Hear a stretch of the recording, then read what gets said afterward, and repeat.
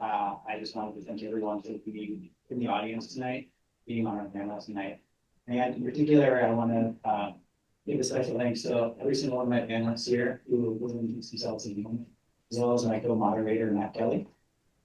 And in addition to that, I want to give a special shout out to our sponsors for this evening, as well as the host tonight, which is the Bozeman Public Library. Hello. Just being ACLU, Montana, bienvenidos, the League of Women's Voters, and well, those are the three main sponsors. So I just want to give a quick overview of this evening tonight, so folks can have a sense for knowing what we're going to be doing. This is overall a nonpartisan, moderated conversation about the thorny question of immigration and immigration issues as they continue to our community here. The goals are to really to learn from one another and to listen to one another and to respect one another. And overall, the most of that is to gain access to information, to understand the complexities of this system, how it pertains to ourselves, our friends, our neighbors, law enforcement, and the legal community in general. So the kind of final goal that I want to talk about is something this is an issue that has become a society. I think it's important that we all commit tonight. I know our panelists have, and my co-moderator has. Progress. I would like to remind everyone, both here and online, to lead with curiosity as opposed to judgment. So with that, I'll just give a quick rundown. We're going to start with introductions of our panelists, and then we're going to move on to a moderated conversation where we have a couple of questions that we've received from folks who might be here in the audience, as well as others. Thank you. And the goal of that will be about 45 to 50 minutes.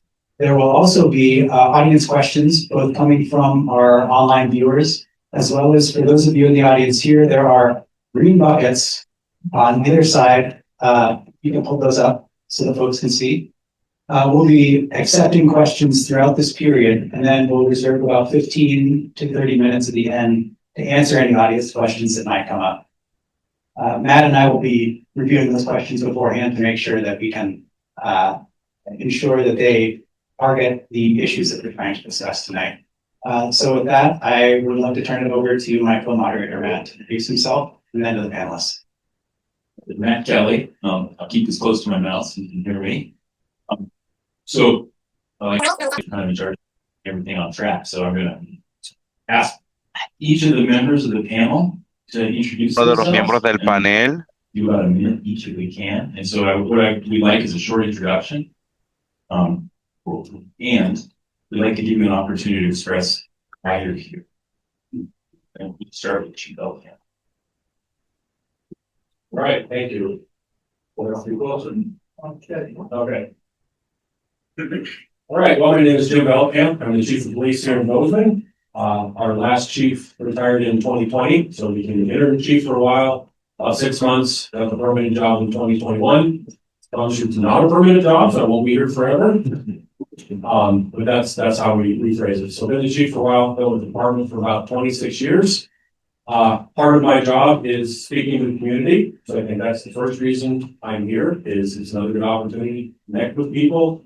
What we typically find, I find constantly, is there are perceptions and beliefs and theories about things that most of the time is simply not true. And so I share this opportunity to be able to get information out there, share what we do, and I hope I can do that tonight.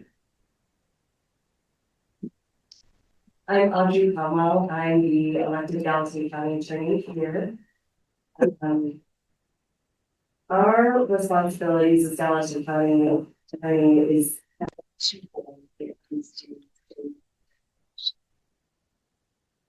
all the felony cases in the county and misdemeanors outside of city limits, but within the county. And so we handle all those big cases that you see in the news. And then I have another part of my job, which is the civil piece. And that's really providing legal advice to support the county commission for elected officials and for other department heads and folks that are requesting our advice in the county. So I have this like two big pieces to the job. I've been a county attorney for about 2.5 years, and my term is 4 years, so 4 years, 4 years. Good evening, everyone. I'm Ashley Malone. I'm the managing attorney with the International Rescue Committee Missoula office. IRC is a global organization that was founded in the 1930s at the call of Albert Einstein and helped refugees as they were witnessing the rise of Nazism and fascism in Europe. And the mission continues to this day to try to address some of the worst humanitarian crises around the globe and to provide a refuge and a chance for a new beginning for folks who've had to flee their homelands due to humanitarian crises and attacks on themselves and their freedoms. Our Missoula office reopened in 2016 at the call of community members, just like you, who were watching the Syrian refugee crisis unfold and decided they needed to do something. I thought that the little town in Missoula, Montana might be able to provide a safe refuge for some of these people across the world. And so they reopened our office, which had been closed, I think, after the period time in the 80s, and started welcoming people back as a refugee resettlement agency, working in partnership with the federal government, which set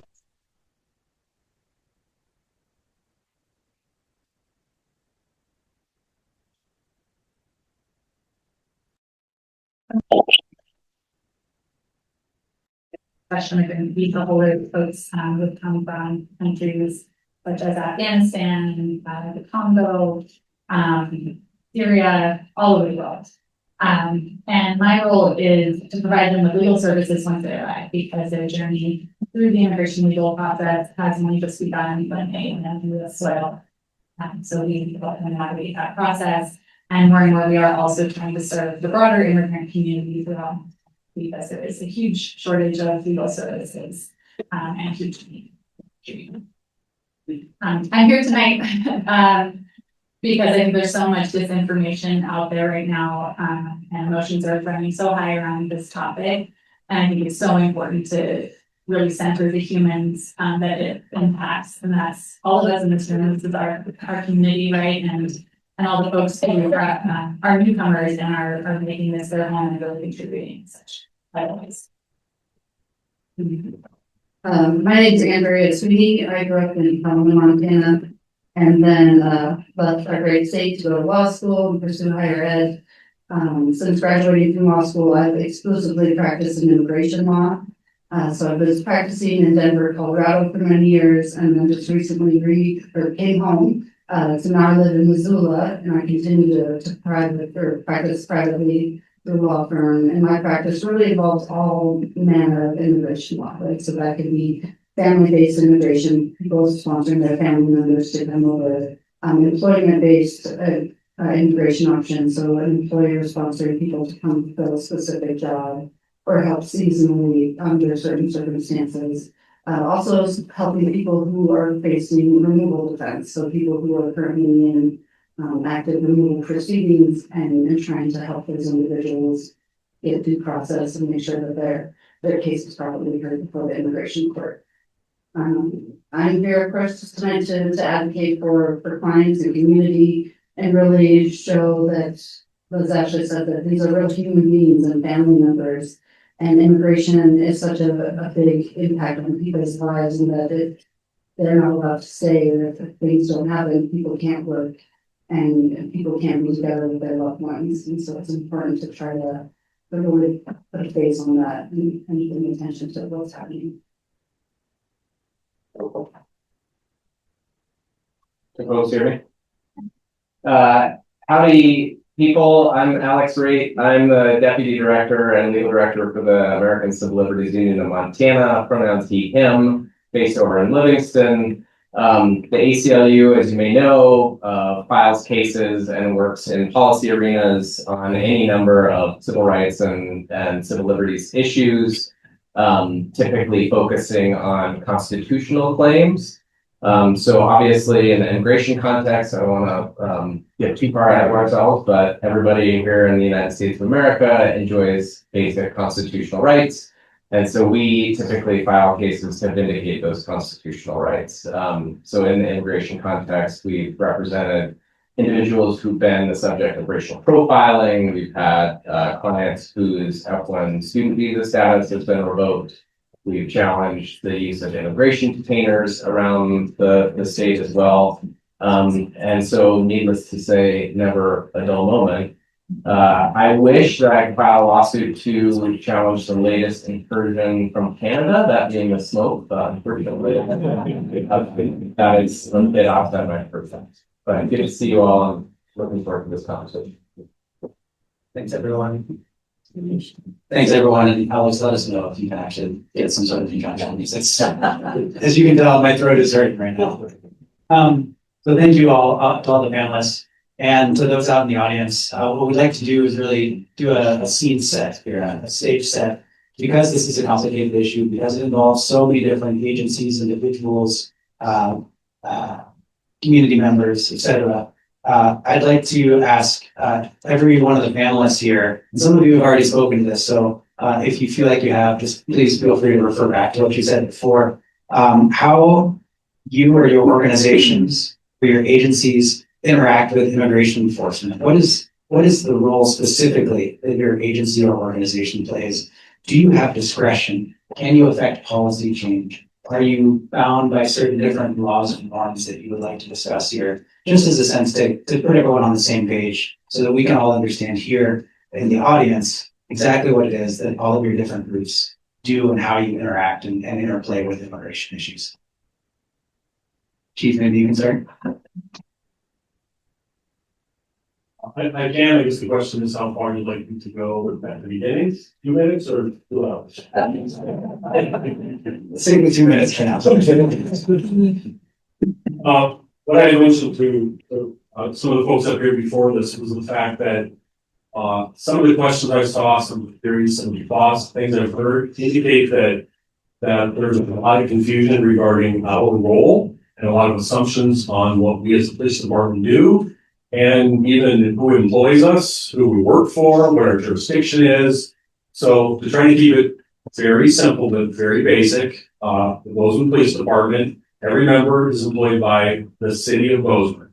So that's the limits of our jurisdiction. My paycheck each month says City of Bozeman on it. We enforce state law, Montana Code annotated. It is the primary place where state law is found. We also do Bozeman municipal codes. So that's another set of offenses, but those are the two we enforce. So we do not have federal jurisdiction. We do not enforce the United States Code, which is USC is what we call it, except under some very specific situations. So, for example, we have detectives in a common regional drug task force in the area. They cannot, write citations in the federal system, but they cannot be the official charging agent for drug cases. We need a special agent from the DEA or another federal organization to do that. At times, we will essentially swear in our detectives or our officers for a federal agency. So, for example, when I was on our drug task force, we had those called task force officers with the DEA, still employed by the city, paycheck still sits City of Bozeman, but they were actually able to be the signer, the final signature on a drug case that went to the federal system. So we do that with multiple federal agencies, but there's also multiple we do not do that with. So in regards to immigration, I know we're here to talk about that. We have no status to, it's Title 8 is the United States Code, where all of the immigration titles are found. We don't have the authority to write those. We don't have the authority to enforce those. Conversely, some of the offenses that immigration and ICE deal with are civil violations. Overstaying visas, that type of thing. So there's criminal and civil. Same thing. We don't have the resources. We don't have the training. We don't have the capacity to enforce any of those. So our job, and my job as the chief, is to ensure public safety for the city of Bozeman. And whether that's somebody who's lived here forever, who just came last week, whatever their status is, we ensure public safety. That is our role. So as far as immigration status on the streets, officers do not check. If they arrest somebody on a crime, regardless of status, which they don't even know the status, they will handle the case like they normally would, potentially bring them to the detention center, and then it's outside of our purview. That's probably already more than 2 minutes. You're right on the dot, and it's actually a good segue for Audrey to speak to the counties. Yeah, so the county's role is a little bit different. So, and my role within the county is also is limited. So I'm going to talk about the information that I have, and I wish Sheriff Springer was here because he could talk to more of the enforcement piece of that. So I'm not going to go too far. I'm not going to go too far into what I think Sheriff Springer would do. I would prefer that he address everybody. So I have the legal authority to give legal opinions based on settled law about whether or not I think it's a good idea as the county attorney to engage in contracts with Department of Homeland Security, with ICE. I have the authority to kind of really get into the weeds about what the local scope is going to look like with the county and immigration enforcement. There are some things that are out of my purview. I also can give a legal opinion, and the commission does not have to follow that legal opinion, right? So I'm like general counsel for a company. We give our opinion as to what we think is the best way to proceed.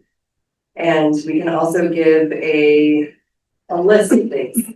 Here's the most risky, here's the least risky, and any of all these, these options, if the commission chooses to go this way with a particular policy, here are the risks, here are the potential benefits. So that's my job, is to kind of weigh those things for the commission. The county does have, I want to reiterate what Chief Ellicott said, which is that immigration is a civil, so undocumented status is a civil violation. It is not a criminal violation. And so when ICE is part of an executive branch, not a judicial branch, part of an executive branch to enforce a federal civil immigration violation. The criminal code is very, very different. So that is, I think, something that is particularly confusing because some of the terms are used. Illegal is in Title 8, that code. That's undocumented status, a civil violation. It doesn't mean it's fine. And there's been a case law in the United States that particular states, individual states, Arizona doesn't do this in 2012. They tried to criminalize the undocumented status so that they could arrest somebody for the undocumented status as a crime. And the Supreme Court said, no, this is federal civil immigration authority. You cannot overstep that, right? And and so I might stop there because I don't want to go on too long, but that kind of has an incentive to this issue. That's really helpful here. I was just going to jump into most of the analysts to say we have a number of questions that I think dig really deep into rights of individuals and bystanders and others that we love to get to, and I think that it really could speak really well to that. So not to try to really be short, but maybe you could give a very brief snapshot of how you and your organizations interact in these issues. So I think Andrew and I hope to stabilize advocates for immigrants and attorneys for immigrants. We thought it'd be useful just to provide a little bit of an overview of the different agencies that are involved in immigration and how we each interact with that and our clients do. At the IRC, I am primarily representing folks who are not in removal recipients. They are not yet, and hopefully never will be in have a case in the immigration court, which falls under the Executive Office of Immigration Review under the Department of Justice. More often, I am interacting with U.S. Citizenship and Immigration Services, USCIS, which is what we generally historically told our clients. It's like the friendly branch of immigration. This is a benefits agency where you go to apply for naturalization if you're eligible to become a U.S. citizen, or apply for your green card if you're a refugee and you've been in the country for 1 year. And we have a USCIS office in Helena. Our clients go there to attend biometrics, fingerprinting appointments, so that background checks can be done. They go to attend interviews. And generally that is a non-adversarial process. There's no prosecutor involved. Although we just learned today that USCIS has announced they will be hiring special agents who will be playing an enforcement role, which historically has been the purview of ICE. And I'll let Andrea talk more about that. And I will say that refugees have historically, it's been a very bipartisan issue to have a refugee resettlement program, and generally folks who have come with that designation have had a fairly straightforward pathway to getting their green card and eventually becoming a U.S. citizen if that is what they want. That's one of the most highly vetted groups of people before they arrive in the country. And it really only applies to a small subset of individuals who are able to access those legal processes overseas. Sometimes takes multiple decades for them to ultimately be approved for resettlement, but those are the folks who are lucky enough to get that designation and come in with that status. Even refugees now are being reassessed, and there are a lot of accusations of fraud within the program and abuse, and so even those cases have become much more difficult. And then, of course, there are many folks who did not have the benefit of accessing that pathway overseas and arrive at our border seeking asylum, as is a right under international and domestic law. If they are not detained by Border Patrol or put into removal proceedings, they can apply affirmatively for asylum, for example, with USCIS. Or if they are detained and put into removal proceedings, then they will be able to apply for relief defensively. I'll let Andrea talk more about that. Probably getting off the topic. I guess we're just talking about my interactions with law or with immigration enforcement. It's kind of pre-immigration enforcement, right? It's actually like trying to put people on an affirmative pathway to having some kind of legal status, so a green card or maybe some other humanitarian benefit. Then there's also people that I interact with that are kind of post-immigration enforcement. So those are people that may be detained. So people who have been encountered by ICE and have been detained. For people in Montana, when they're being picked up by ICE officers that are taken out of state, there's no detention facility in Montana. So typically people from Montana are transferred to Tacoma, Washington. So I have that kind of interaction with immigration enforcement. And then there's quite a large number of people in the state that have ongoing processes, but are required to periodically report with ICE. And so they have some checking requirements where they need to physically go to Helena, no matter where you're at in the state, you have to drive to Helena, have a 10-minute appointment where they see your face, and then you come back 6 months later. Yeah, so my organization's interaction with federal immigration agencies and authorities are typically the result of the process that Andrea and Ashley just described breaking down. So, we are not the friendly sort of process that you would hope to see for people who are undocumented or who may be swept up in federal immigration sweeps. So typically, we are contacted by people who are pretty desperate. They've been the subject of having had family members disappeared or being illegally detained. I'll talk about constitutional rights in a minute, but whose constitutional rights have been violated, and therefore their sole recourse is to apply to the courts for vindication of those rights. Also, where we see federal overreach in the form of what we might call ultra vires action, so meaning the government is acting beyond the scope of their authority under the law, we will file cases litigating those situations. So, for example, the asylum ban, Audrey talked about the 2012 attempt by Arizona to criminalize immigration status. That's an ultra vires action, the end of birthright citizenship. All of these things, all of these actions that the federal government undertakes that are beyond the scope of what is their authority under either the Constitution or the statutes. So hopefully we don't get involved, right? Because that means that things are going right.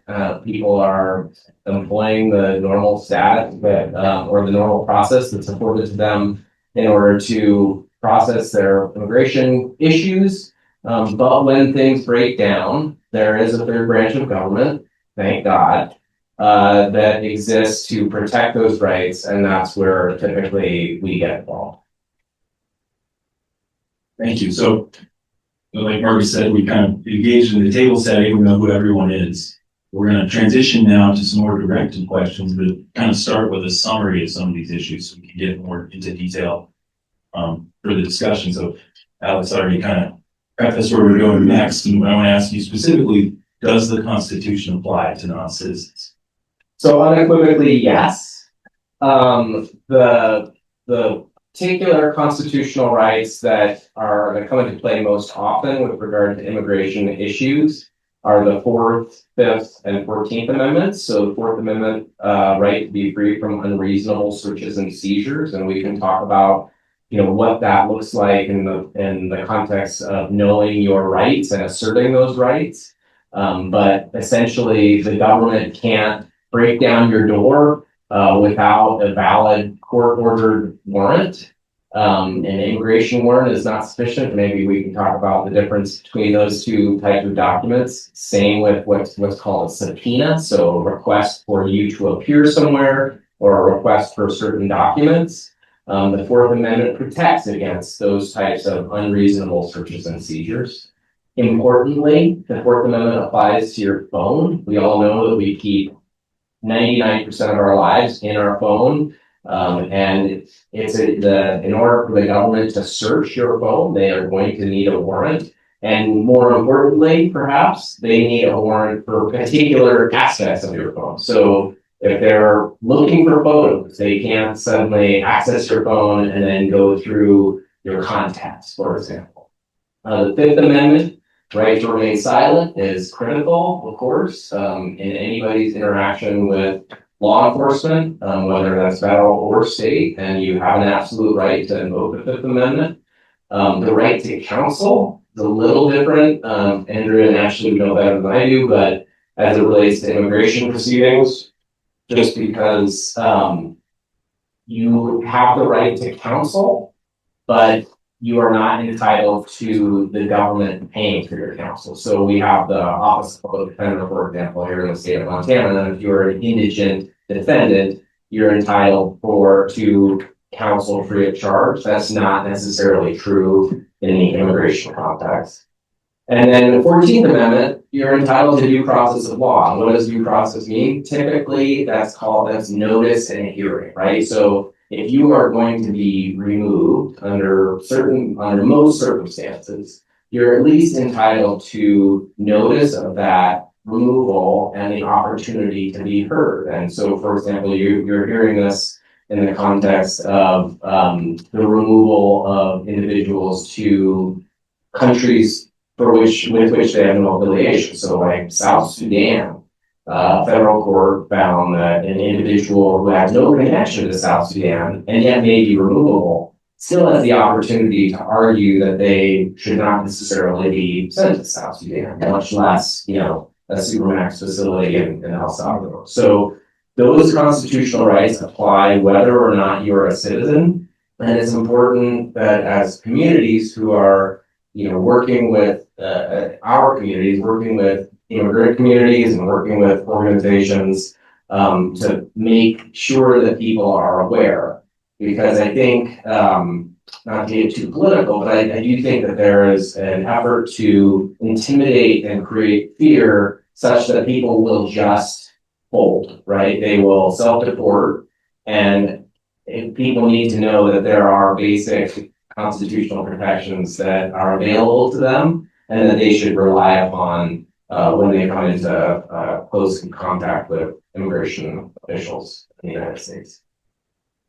Thank you. I'll just move down the panel to Andrea and Ashley and ask kind of a more follow-up question to that, which is what laws and rights apply to non-citizens when they're involved in the immigration system? Well, so,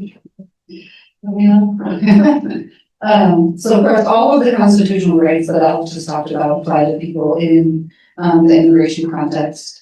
The laws that cover people who, that kind of cover all of our immigration is called the Immigration and Nationality Act. And that really outlines what benefits people are entitled to, who's entitled to those benefits, how they apply to those benefits. And it also outlines the procedural steps and protections people have while, if they are facing removal and placed into an immigration court setting. Yeah, I think Alex's point that's worth reiterating is that because immigration court proceedings are civil, there is no right to an attorney at the government's expense. And the reality is that that means most people go unrepresented in immigration court.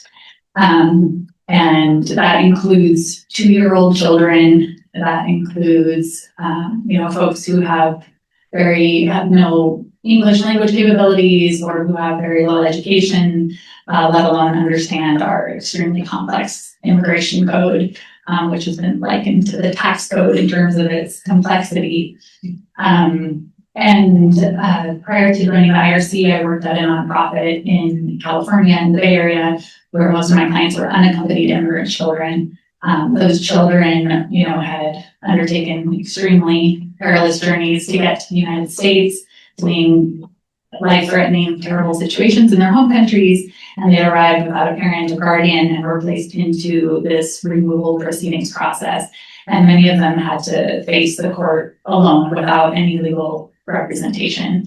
There is case law and a settlement, class action settlement that provided those kinds of kids special protections under the law. There was government funding that allowed attorneys like myself to provide legal screenings to at least advise them of what their possible remedies might be, and to appear alongside them in immigration court. And all of that has been slashed under the current administration.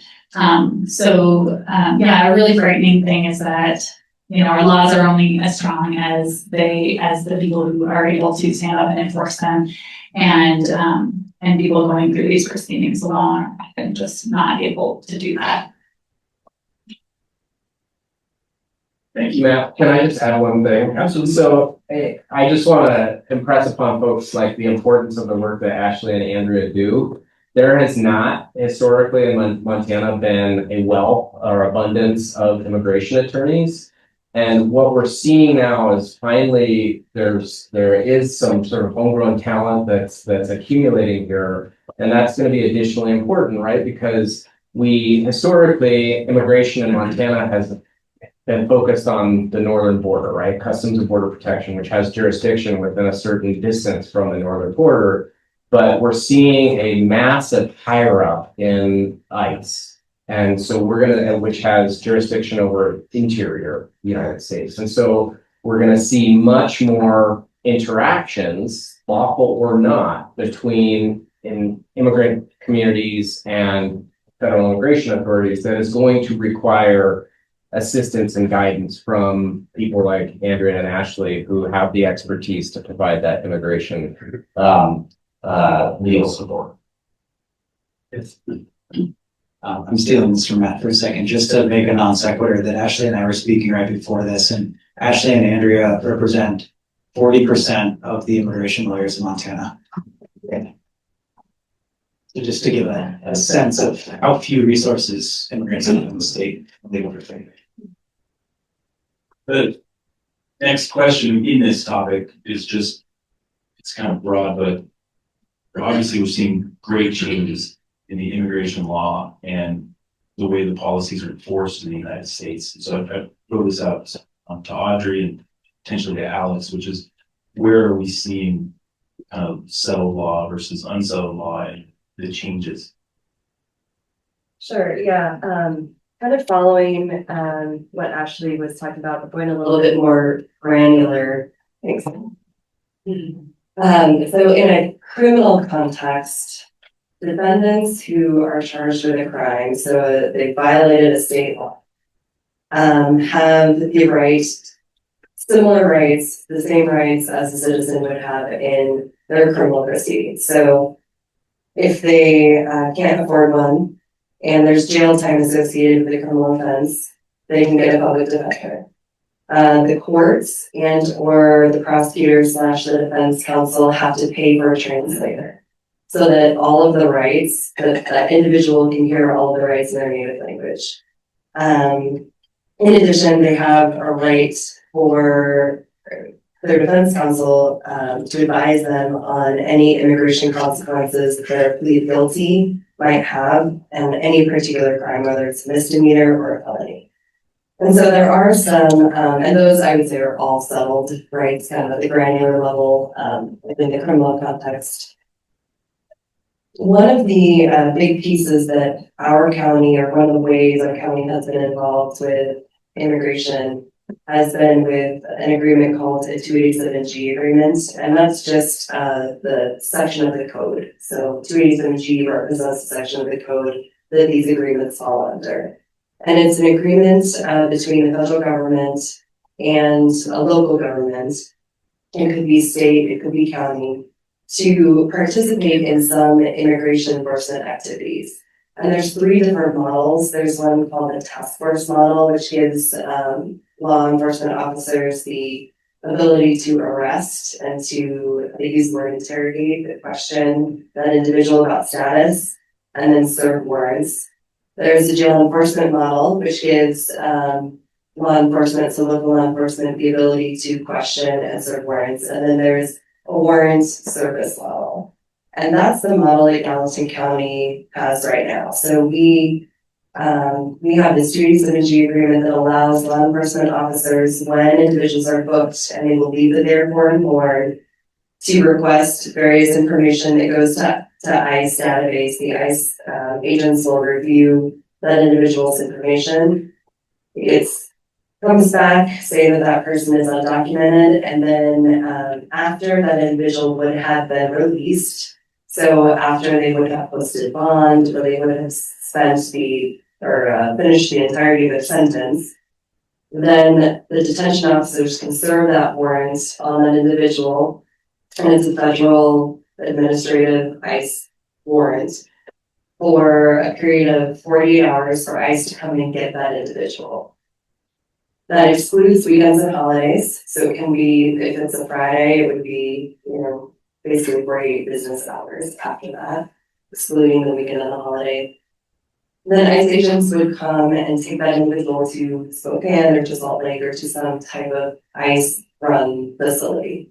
And so that I wanted to explain that 287G program because it's pretty limited in scope in the way that our community uses it at the local level. The Attorney General signed a 287G task force model, which is a little different. But I think we can maybe get into that when we talk about hospital.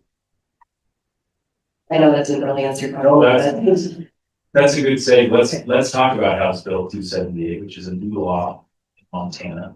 And maybe I'll ask Ashley to explain what that law is. Oh, and then I intend to follow up with the panelists about how they're going to be affected and the parties who will be affected in the organization. Sure. HB 287 was passed by the legislature just this past spring. It's an act that originally would have required, but was amended to simply authorize or allow a peace officer to check the immigration status of an individual during an otherwise lawful stop upon reasonable suspicion and when practicable to determine their immigration status, except when the determination may hinder or obstruct an investigation. And so this would allow police officers to, if they have a reasonable suspicion that a person is undocumented, does not have a legal status, to further investigate that and try to determine if that is the case. And if they do determine that a person does not have lawful status, they are then required, the language is they shall make a report to a federal immigration agency. And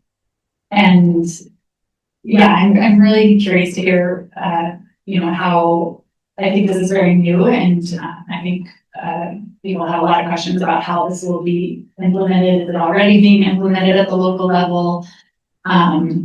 Obviously, the big question it raises is what constitutes reasonable suspicion, right? And we know because of the constitutional rights, the Equal Protection Clause, Due Process Clause that Alex spoke about, that a person's skin color, a person's race, a person's language or speaking with an accent cannot constitute reasonable suspicion. That's not a legal basis. So what then are these officers going to base that suspicion on?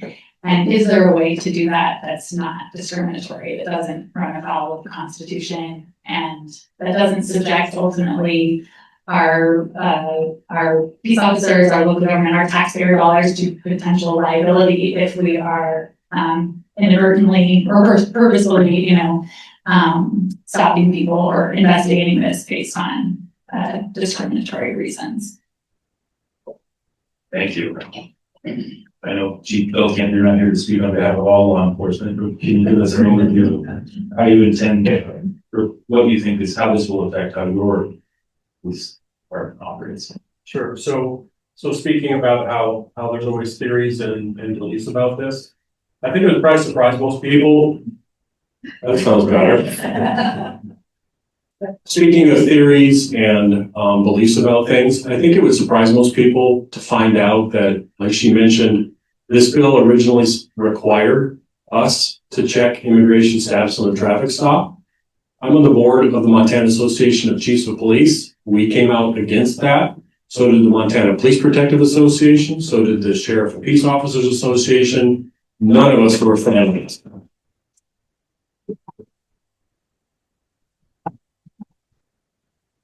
So our belief, and this goes all the way to our chiefs associations across the country, is that nothing should mandate our involvement or participation in immigration enforcement.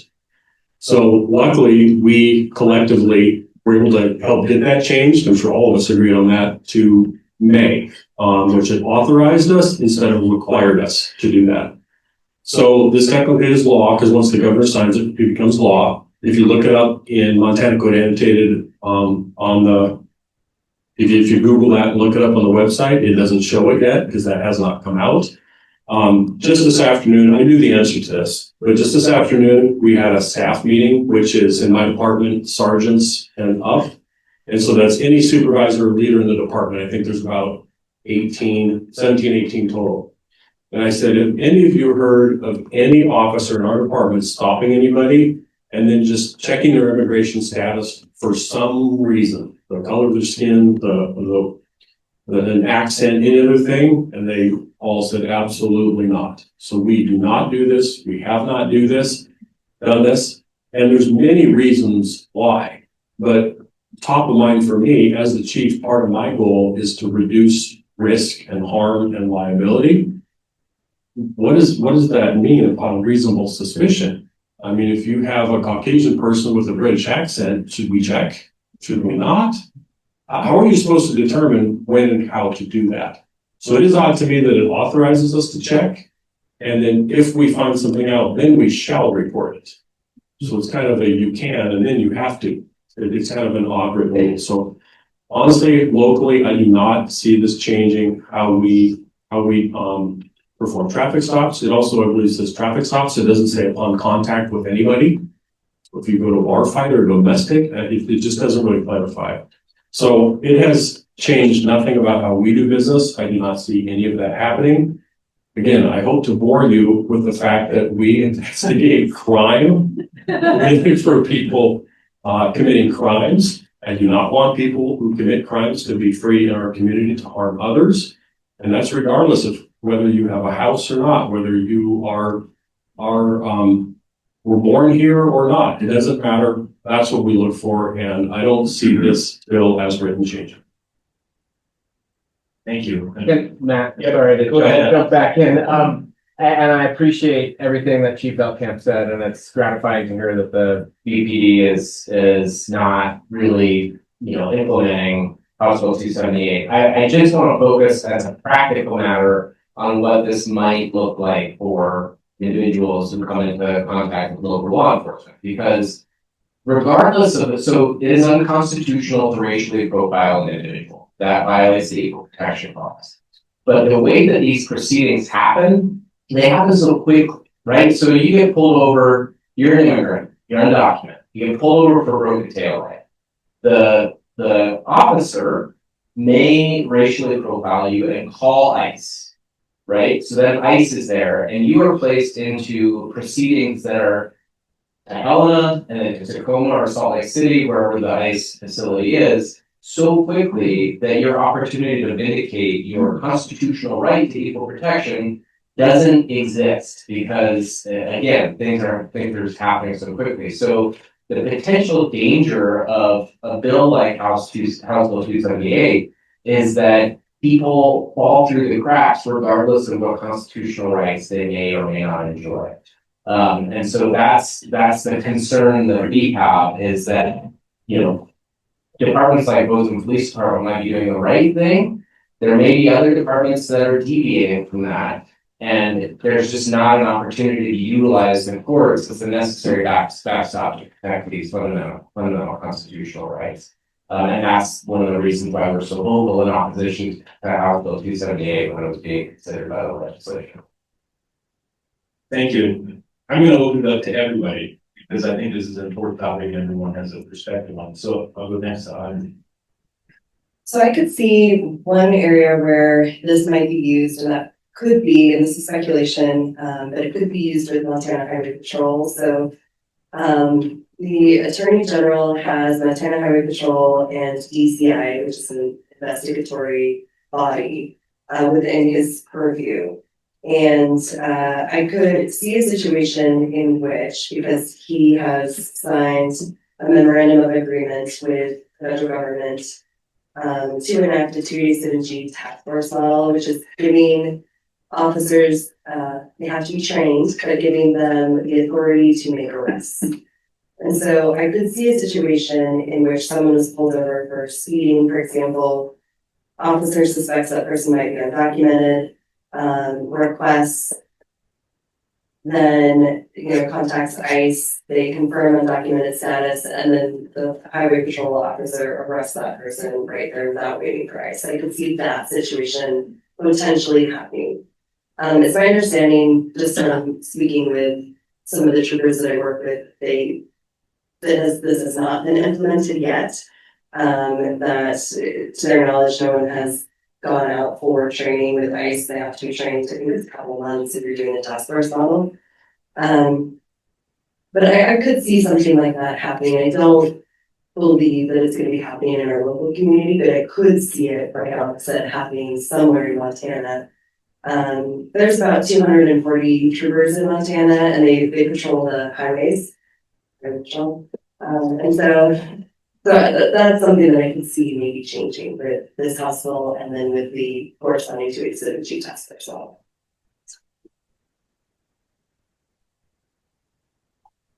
Oh, sure. Regarding House Bill 278, I think mostly just what's already been said about racial profiling is the main concern.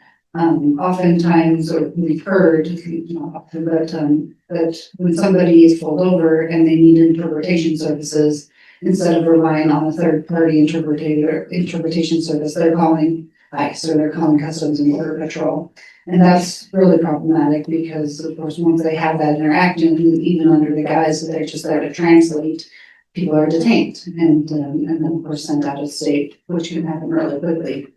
I think also the chance that it's racial profiling is always going to be super high. I don't think there's a way around asking somebody about your immigration status without also making snap judgments about their color of skin, their language proficiency, and other characteristics that are protected. So I think it just really makes us all vulnerable, and certainly makes the state vulnerable to litigation under this. It's really problematic,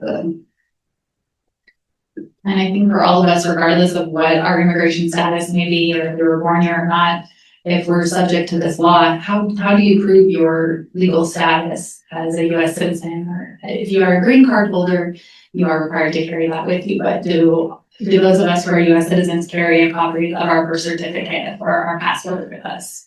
Some people don't have either of those things, and they can be difficult to get. And as law enforcement, how are they going to determine whether or not someone has lawful status? That question in and of itself is actually very complicated, especially right now when programs like temporary protected status and humanitarian parole are being canceled and reinstated and enjoying, a policy change happens and then it's enjoined by a court. It's actually quite complicated determination. But in the meantime, as Alex noted, people can be swept up, whether lawfully or not, and removed before they even have a chance to challenge it. And the other thing I wanted to mention, just in case this seems hypothetical, there was actually a court case, I think, brought by the ACLU in 2019, involving 2 US citizen women who happened to be Spanish speakers and were stopped and questioned just because of the language they were speaking near Havre. And because of that unlawful detention, there was a large settlement of an undisclosed amount. But those kinds of lawsuits could be brought against our, local government if we are making the same kind of mistakes. That amount was disclosed. It was $100,000 for a 20-minute detention. So law enforcement agencies can keep those kinds of things in mind when they're acting beyond the scope of law. And one, I guess, last question on this topic. It's not really a question, but it's, in my professional life, things that seem simple can be extraordinarily complex. And this is something that's complex. So where can people learn more information about this bill and its implementation as time goes on? I think people are just gonna have to continue to ask their government, right? Check in with the police, ask the questions. I think that's really the only way we're gonna keep tabs on this. Yeah, I would just say another important constitutional right that we enjoy here in Montana is the right to know and participate. And so public records requests to law enforcement agencies, public records requests to municipalities can get at some of that. I mean, some of that information is going to be protected by confidential criminal justice information statutes, et cetera. But generally speaking, you should be able to access some of that information and get a handle on what your local government, your local law enforcement is doing with regard to House Bill 278, including what guidance the folks who are out on the street are getting from the politicians or the administration within those law enforcement agencies. Thank you. Thanks both of you for that response. And I guess the short answer, it sounds, is stay informed and look to the people who might have some of the best and highest quality information. Many of which are sitting here on this panel right now. So not to direct you to everyone's website sitting up here, but that's probably a great place to start. Yeah. So in the interest of time, it's about 7 o'clock, and I do want to retain some time for audience questions. So we're going to do something that I like to call the lightning round. We have a series of questions. There's a lot of them here, but they're very critical and important, and they're going to be targeted towards each of these panelists. And the big theme that ties these together is the rights of individuals interacting with law enforcement relating to immigration actions. So I'm going to ask Andrea the first question. So what are the rights, and this is like a 30-second answer, if you can do that. So I'll get my stopwatch up. Warriors, come on. Yeah, it's 10 seconds. So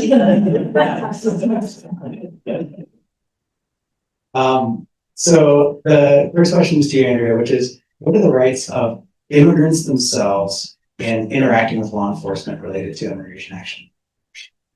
So of course, the first right for immigrants is they have the right to remain silent, right? They don't have to answer questions. If they're stopped in public, they can ask if they are free to go, right? So that's an important thing to know is when you're stopped, the officer needs to have reasonable suspicion to stop you or to detain you. And so asking, am I free to go? I don't want to answer your questions. I don't know who you are. And if the officer says, yeah, you're free to go, then calmly walk away. If the officer says, no, I have more questions, you always have the right to exercise the You can exercise your right to remain silent. And if you're gonna exercise that right, they need to say so out loud. Right? I'm not speaking to you, I'm going to remain silent right now. They have the right to refuse a search. So if an officer wants to search them, they can withhold consent. Unless, of course, the officer has other reasonable suspicion or probable cause for that search. And they always have the right to speak with an attorney. So if somebody is being detained, I always recommend that they remain silent. And the first thing they should say is, I want to talk to a lawyer. They do have the right to try to contact an attorney. And then finally, they have the right to refuse to sign. So nobody should sign any kind of documentation unless they understand what that document is. And if they've had the right to speak with an attorney about what that document means. That's great. You stayed just above 30 seconds. That's great for an attorney. So this is to Ashley. So what are the rights of families, family members, employers, and community? Well, let's take the family members and employers with respect to immigration enforcement actions. Okay, so to keep it under 30 seconds, I'm just gonna say there are great resources online. The ACLU has many, the National Immigration Law Center. This is my binder if you want to check it out. Family members, I'm assuming we're talking about maybe when if an ICE agent were to show up at the door of a home, you have the right to refuse entry. Usually the safest thing is not to open the door and to ask for a warrant. As was mentioned before, there are two different kinds of warrants. There's the kind of warrant that ICE signs for itself, which is not the kind of warrant that gives them permission to enter your premises without your permission. They can only do that if they have a signed warrant by a judicial officer. And I encourage you to look online and see what the difference between those is. But otherwise they cannot enter without your consent. Same for employers. If an employer has a business premises that belongs to them, they have the right to refuse entry. If it's a place that's open to the public, however, ICE agents, of course, can walk into Home Depot or your restaurant or wherever that might be. But you can designate certain areas as employees only authorized personnel. It's best to be really clear and mark those with signage to make clear that people cannot enter that without your permission. Yes, and I would refer you to the National Immigration Law Center for more resources there.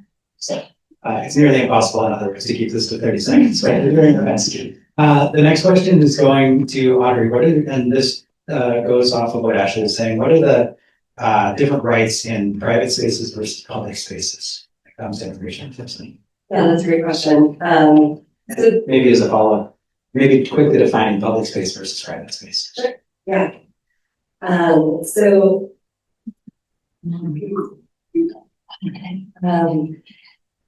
like Ashley was saying, a private space would be anywhere where the public is not welcome, right? Where it's a business, employees only. I'm thinking about a health clinic, for example. So ICE agents could come into the waiting area, but beyond that, they would need a judicial warrant, so the warrant signed by the judge, not the warrant signed by ICE, in order to move past that and access the full clinic. One of the big changes that we saw in January was the administration rescinded something called sensitive locations policy, which was that ICE didn't have enforcement in schools, churches, courthouses, funerals, weddings, for example. And now we're seeing a change. And so for schools, for example, we've read stories in the news about people, ICE agents being outside, kind of, in various locations, but not entering the premises. If they did, I think that the school office could stop that individual unless they had a judicial warrant, for example. A couple of examples there. Cool, thank you. And your answer and Ashley's answer before that are a reminder, and I would like to ask specifically this to Alex. Could you explain the difference between a judicial warrant and an administrative warrant? Yeah, so let me put it this way. An administrative warrant is just a piece of paper For the most part, there are nuances to that, but a judicial warrant is a piece of paper that's actually signed by an officer of the court, typically a judge. So, we all talk about get a warrant before you search my vehicle, get a warrant before you search my house. Those are warrants that are issued by a judge. Typically, a party needs to submit evidence to the judge suggesting that they need access to information or access to a location. And as a result, the judge reviewing the evidence determines that indeed law enforcement should be entitled to that information. So there's a critical distinction because the agency can actually sort of self-authorize a piece of paper that they feel like entitles them to access a particular location or request certain documents. But that is usually, and that's not always the case, but usually not going to be sufficient for guaranteeing access to a house or a car or a phone. Now the problem, of course, then becomes, do people know the difference between an administrative warrant and a judicial warrant? Probably not. I think that for attorneys, sometimes it can be complicated, much less for somebody who's just a member of the public. And so you always need to verify, and Ashley's got this great binder that actually shows you the difference between a judicial warrant and an administrative warrant. And then the last thing I'll say about this is that sometimes, like for example, the typical know your rights that we tell people for when law enforcement is on your doorstep is to not open the door and ask for a warrant, right? And then they can slide the warrant under your door, you can review it, determine that in fact it's a valid judicial warrant. It has been interpreted that if you open the door, that is a consent to access the building. And so when you're talking with individuals who may be interacting with law enforcement, particularly federal law enforcement, counsel them not to open the door, but rather to ask that the warrant be provided to them underneath the door, which you are totally within your rights to request. Thank you. That's really helpful. And building off of that, I'm going to ask the next question to Chief Kemp here. The majority of Montanans likely will be bystanders, and any sort of immigration enforcement action or anything that happens in a public space, there might be a lot of folks who are third parties who might be witnessing it. So the question I'd ask you, Chief Kemp, is how would a bystander be impacted, and how, more importantly, how would they keep oneself safe in interactions while still being able to be present if that were the case? If, for example, this were to happen on the street.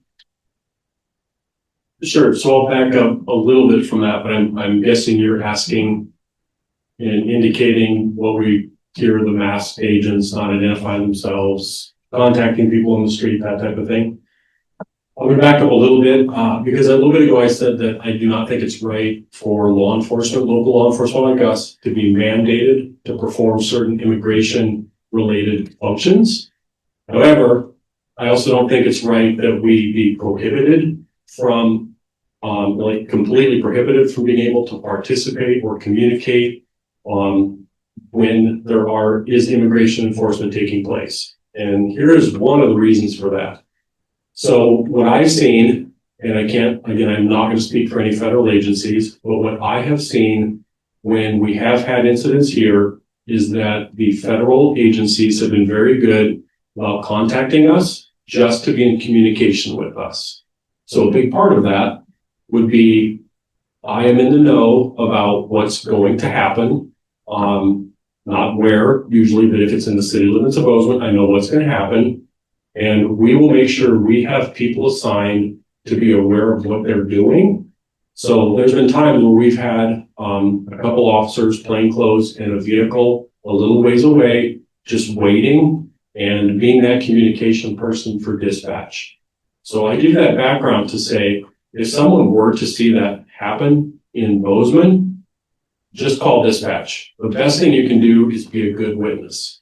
So if it is actually a masked person kidnapping somebody, be a good witness, call us right away and we can respond.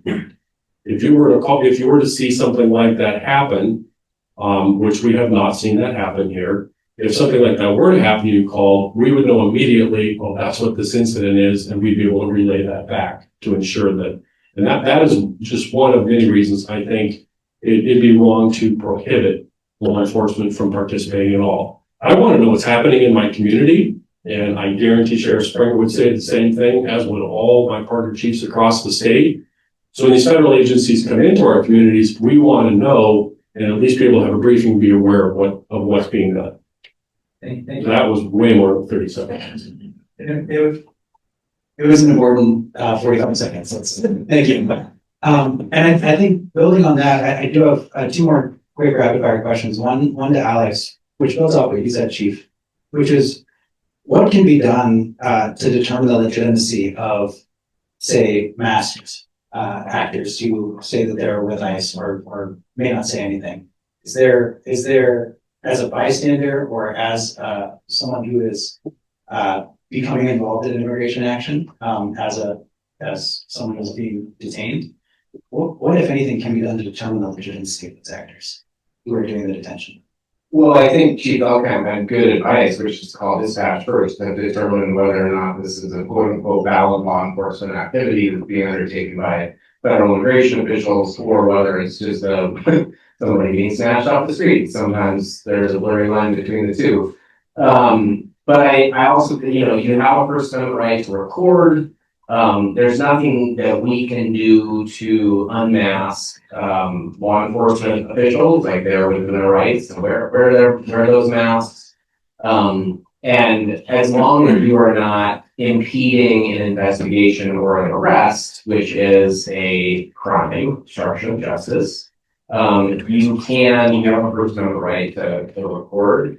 And so I encourage people to do that respectfully, safely, at a good distance, without endangering themselves or jeopardizing the investigation. Thank you. Lightning round complete. Thank you so much for entertaining that, everyone, and for the folks in the audience. We do have a couple of questions that came in off of the folks who are joining us via webinar. It looks like there might be one or two questions that came in to the green buckets. So thank you for being engaged both here in person and online. And Matt and I are going to now turn to these audience questions, and I'll turn the first one over to Matt. Sure, this is a question that's along the same lines of that.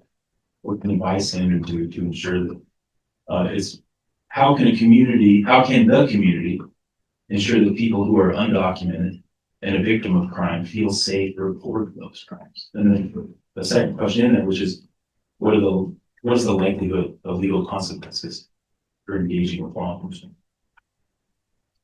Yeah, so ironically, I figured that question was coming. So yesterday I intentionally went to our detective captain and I said, do you know of any time that we have had someone come in to report a crime and we found out that they were here undocumented or illegally? I don't want to say the long term and upset half the people here, that they were here unauthorized, where we took some kind of action and immigration came and picked them up. And he said, absolutely not.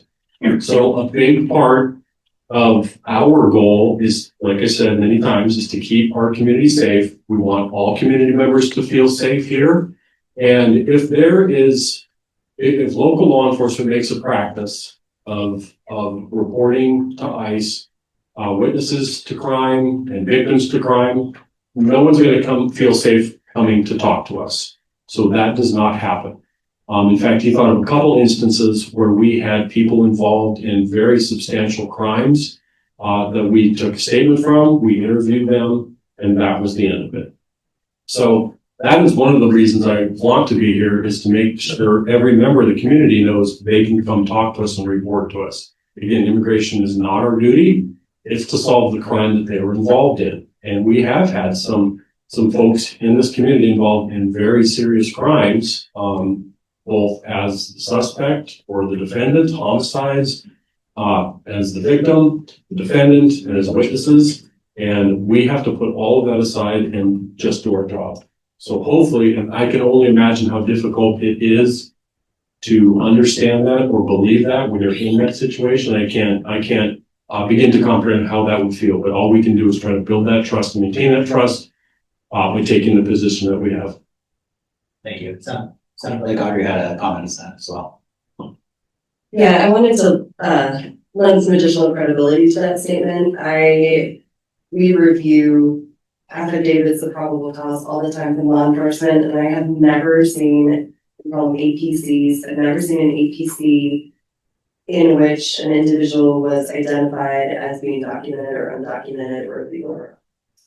And I think, that's a really important part of the work that we do. If we can't find victims, if we can't find witnesses, we can't successfully prosecute. So there are some things on the attorney side that we can do. We have, from the attorney side, we've been allowing some Zoom appearances for individuals. If the court allows it, the court has to allow that. We've also thrown around the idea of taking an individual's deposition, which is sworn testimony, prior to requiring that individual to appear in court, because we have had trouble locating quite a few witnesses recently. And these were for cases that were, happened 1.5-ish years ago and are finally coming to trial time.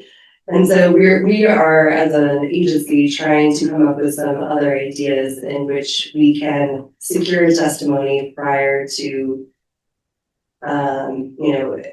having that individual appear in court, because I think some people aren't comfortable. So we're going to continue to work on that too. But I will say, and echo what Chief Elkamp said, that, our victim services program is very robust. We do not ask people about status. And we want everyone to feel really comfortable discussing their crime with us or what happened with us. And so, I know that that's a challenge and an area that we're going to continually address, but I think that there are some opportunities there too. Ashley, did you have something to say on that? If I could, just one quick point. I think it's really wonderful and comforting to hear all of that. I also think it's worth noting that another thing that I think can hinder people from reporting crime is not only out of fear that they themselves might have an insecure status, but that the person who maybe is abusing them or who they think might be arrested as a result of their report could face not only a criminal proceeding or a restraining order or something like that, but could face a much more severe penalty through the 287G agreement, for example, being funneled into the immigration process and ultimately deported, which is obviously a penalty far beyond the criminal consequence for many people. Thank you. And we did have a quick clarifying question from one of the viewers online. When folks have been called dispatch, just confirming that's 911, right? Great. Yes. The most succinct answer that I think. This is one we also received online. I'm going to kind of add to it. The question itself is how are organizations that currently receive federal funding able to assist undocumented individuals? Isn't this considered aiding and abetting? And I think I would expand that question and say, what are the risks for people who are assisting undocumented people now? And I think we've seen news articles about people being charged with harboring and things like that. I don't really know who this question goes to, but if anyone has comments on that topic. Sure. Well, I can't really speak to federal funding, but I know that many organizations that help immigrants all over the U.S. have lost their funding and are now scrambling to find more funding to continue to provide them much more urgent need and growing need to help support immigrants. As far as harboring goes, that is such a specific section of the U.S. Code and involves different elements, including knowing that somebody is documented, knowing their status, trying to help hide that person from enforcement activities. So I think it's a really specific definition of what can happen for somebody to be, charged under that crime. I can answer the question about the nonprofits. Hi, I'm Alex Hosk. I'm an attorney with Montana Legal Services. I do immigration work as well. I'll walk the mic over to you really quickly.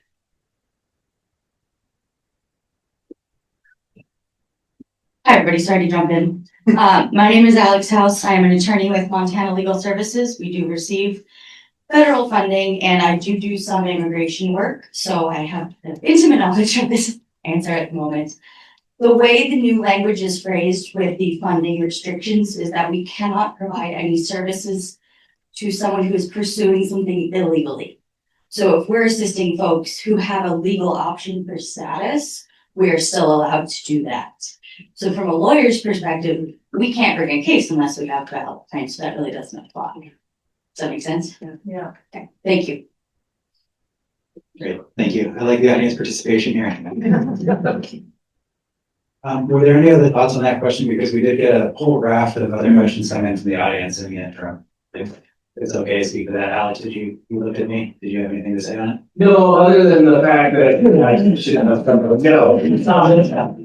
We have been concerned about targeting of organizations that have been aiding undocumented people or people who have different statuses across the country, been anticipating subpoenas for membership lists, subpoenas for donors, that kind of thing. And in the event that you are with an organization that is somehow being targeted in that regard, please call me. Thank you. We're trying to decide. We have like 7 or 8 questions here, and I know we only have about 5 or 6 minutes left. So Matt and I are going to pull one out of the hat here. And a great question that came in from the audience is, what to do, or what would you do if ICE does arrest you unlawfully? So this is a multi-part question. And what are the rights, as a corollary, what are the rights of the individual when they are outside of Montana in a detention center? Either Ashley or Andrea, did you want to handle that? Not to put you on the spot. Well, so the question is, what are the rights of if like a U.S. citizen is detained? It doesn't say. Let's run on the assumption that it says an individual. Let's start with a U.S. citizen who's unlawfully detained. Then we can start with someone who has immigration status who's unlawfully detained, and then someone who is seeking immigration status. So if a U.S. citizen is detained, then they are still entitled, of course, to due process rights, and they need to present evidence of their U.S. citizenship. So depending on why they were picked up or detained, as soon as they were able to provide evidence of that they are a citizen, they should be immediately released. So U.S. citizens should not be held in detention facilities, or in ICE detention facilities. As far as individuals that are held outside of the state of Montana, immigration is all federal. So the same rights apply to them whether they're in the state of Montana or in Washington state, if they're taken to a detention center in Louisiana. It should still be the same substantive due process rights, the same right to a hearing, the right to an attorney, the right to remain silent. Certainly different facilities, things move much quicker though. And so it can, greatly affect your case if you are taken somewhere, depending on the job. That's really helpful to hear. And as a follow-up to that, which I think a lot of people have wondered about, we received a couple questions on, which is what information is available after the fact for ICE actions. So if family members are looking for those that have been detained, what information is publicly available to help identify and track down loved ones, family members, or friends? Yeah, it can be really hard. The immigration system moves pretty slowly. So there is a website that you can go to called the ICE Detainee Locator. And if you have somebody's name, and when somebody is in the immigration system, they're assigned something called an A number or an alien number. So you need to have those 2 pieces of information to look up where somebody is. And even if you have that information, it can take days, it could take weeks to update. So it's very slow to find out where somebody is. And then sometimes when people are held temporarily in the state, we can access inmate rosters. And on the inmate rosters, you can see somebody's name and you can see if they're being held on an ICE detainer. And so we do have some groups that are checking that daily just to see who's being held and seeing if they can help people find their loved ones and contact family members. Thank you. This is kind of a follow-up to, I think we talked about this a little bit before, but are law enforcement officers required to show their face and identify themselves and their agency when engaging in law enforcement action? Again, I'll speak for us. In the state of Montana, there are of course exceptions. So if you're working undercover, you clearly don't have to identify yourself. What the law states is if when we stop somebody, like if you conduct a traffic stop, you have to identify who you are, your authority, which could be Jim Belkamp from the chief of police, or a uniform one could also work for that, and the reason for the stop. So that's what we are required to do. We require officers to provide their name and badge number, and they all wear their name here. The badge number is on the other side. Federal agencies, as everything else we've talked about, it's a much more complicated system for them. Thank you. Thank you. So I think we have a couple more questions. I also wanted to let folks know that we originally thought we had until 7:30. We do have until 7:45. However, if folks need to go at 7:30, please feel free. We're not holding you. Oh, sorry. I intended to really for you to choice. But we do have until 7:45, so those who wish to stay for an extra 15 minutes are welcome to do so as we work our way through these audience questions. Given that, there's a number of questions here. So a couple of questions have come in that we can try to distill down into one, which is, are bystanders allowed to record law enforcement? And if so, does it matter where someone is standing to do that recording? And what are the repercussions or ramifications of that? And I think, I would open that up to the whole panel because I think there are probably different interpretations of public-private property and people using their cell phones. So we have a policy that says the public's right to record. So our officers today, I was not used to this when I was on the street a long time ago. Every time they're out somewhere, they're being recorded, and they know that. The public has the right to record. So what we can do is redirect someone if they're in the way. So what people don't have the right to do is hinder or impair, obstruct the investigation. But I can tell you when officers are downtown, let's say they're at a bar fight, there's 8 cameras. There's somebody taking video from every direction. This is a little side segment, but the funny part is when people say, just so you know, I'm recording you, and the officer says, well, I am too. So yes, they do have the right to record. What they can't do is interfere. That's where it crosses the line and becomes a crime. Anyone else on that? I couldn't have said it better. That was great. This is a specific question about HB 27, and this we also talked about this, but I wanted to kind of give some space to this question, which is under HB 287, what does fall under reasonable suspicion that wouldn't encompass stereotyping?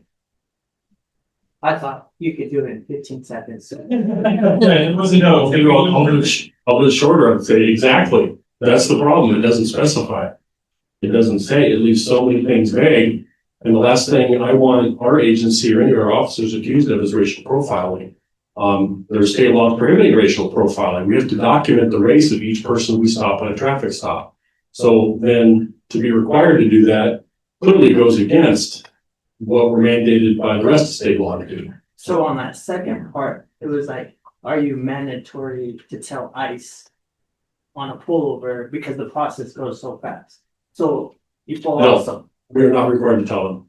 No, we don't. even on a traffic citation. Correct. The only time that process gets started is if the officer arrests the person, puts them in the detention center on whatever else crime, regardless of their status, and then that process may get started. So ICE doesn't get involved until they're in the court. Correct. Yeah, to clarify, ICE doesn't get involved until that person is taken to jail. And then the booking officer, the detention officer, If they think that individual is foreign born, and again, this is a little squishy, right? Because how do you determine that? Then they can call ICE and say, can you check this individual's status? And then if the status comes back undocumented, on the jail roster, it says hold for ICE. And this is all public, see, so you can go and look, it's the Gallatin County Detention Facility, it's all public, it'll say hold for ICE, and that person is on, when they're otherwise would have gotten out, that's when they get that detainer or the 48 hours for ICE to pick them up after they should have been released. Not to give credit, but credit is due, the process does go fast for. It can, absolutely. If it's on a misdemeanor case, for example, and that person is released on their own recognizance the next day when they see the judge, 48 hours starts. A quick follow-up to that, because we mentioned the detention center a couple times now. The question came in from the audience is, will our county's detention center be used to hold someone or probably on behalf of ICE? They didn't provide, with no other charges that are pending. Yeah, that's definitely a question for me. No. The answer is no. The commission decided to withdraw the original sort of intent to explore a contract with ICE. So no.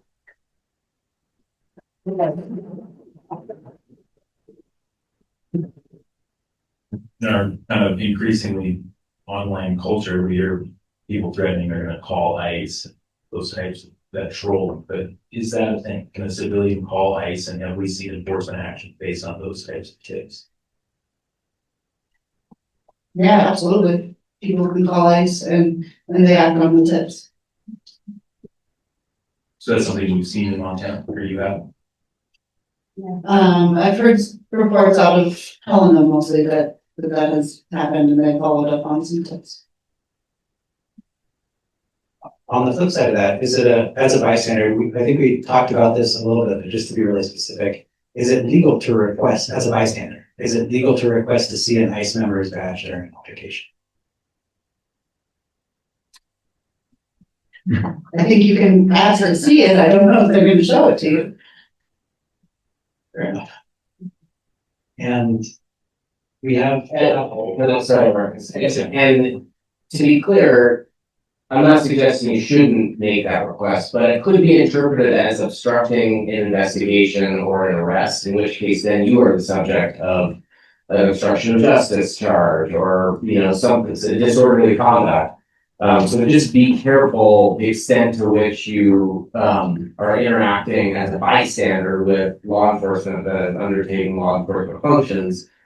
It's easy if you're talking about just filming, right? Because you can observe from a safe distance without the fear of getting in the way.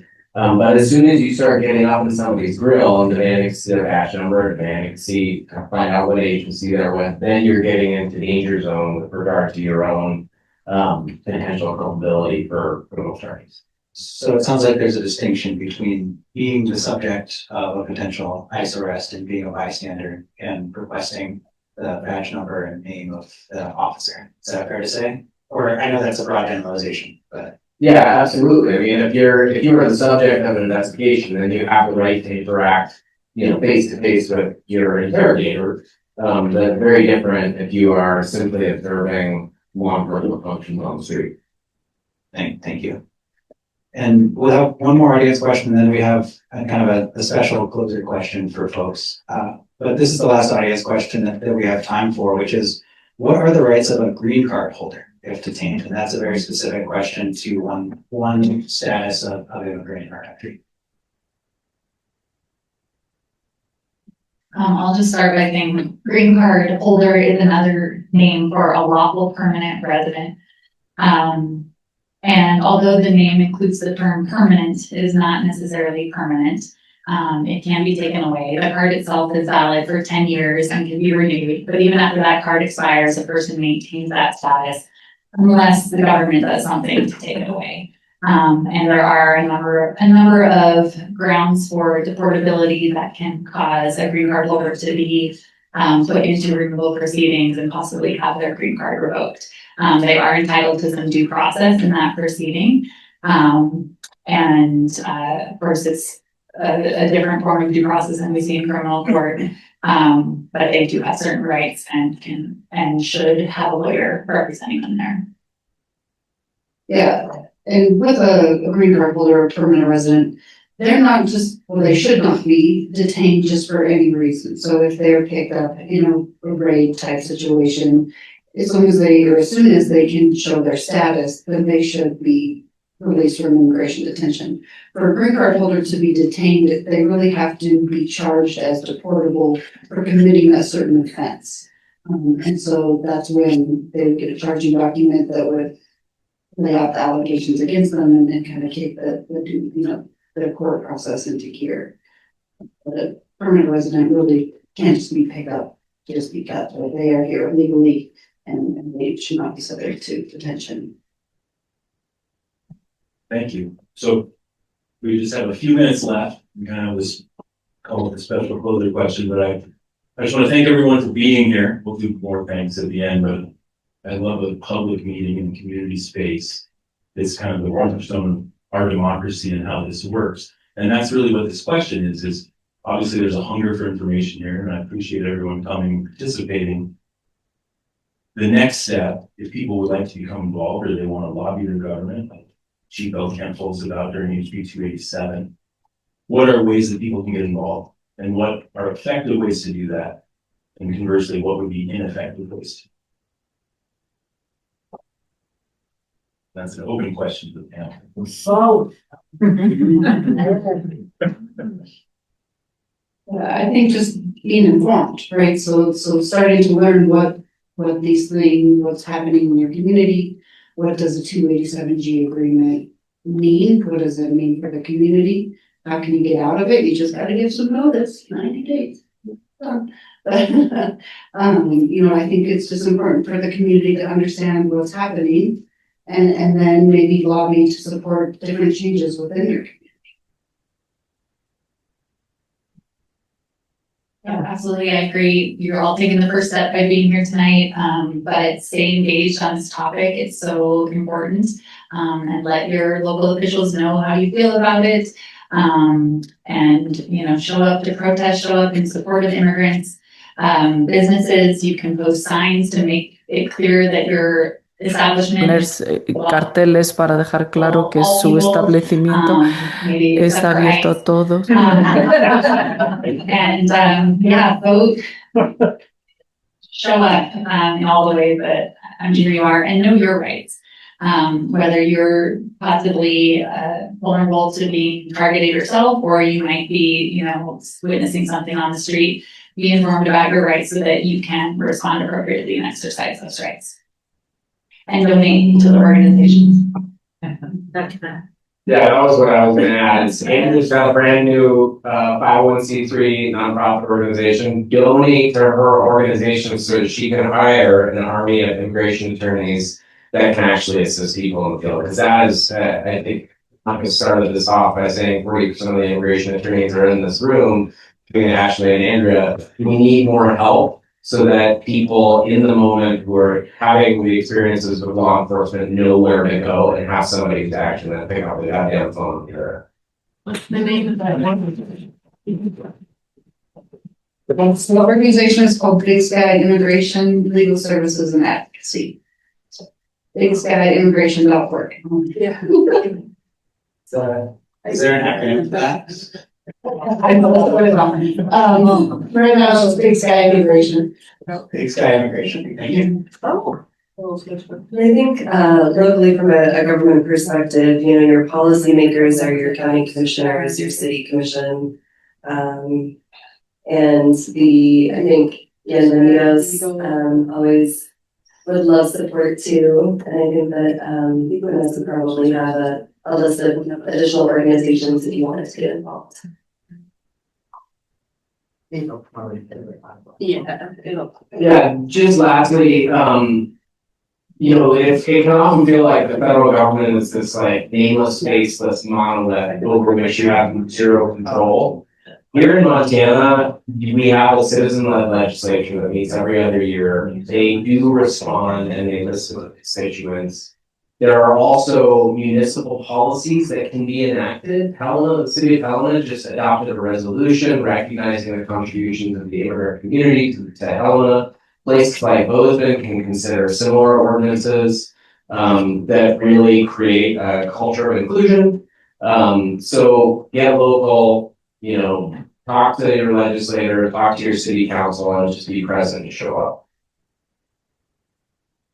Thank you so much for everyone's contributions, and thank you all out there and online for spending the time tonight to learn more about this really important issue. I want to take a moment to make sure that you all can thank the panelists themselves for taking their time tonight. So thank you.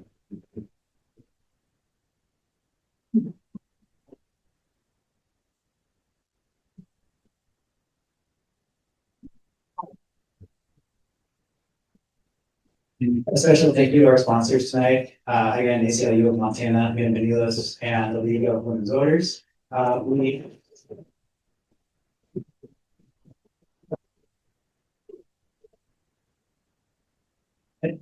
thank you to you all for coming out tonight. This is incredibly important information, and being well armed with good information is the best hope that we have in this day and age. So thank you.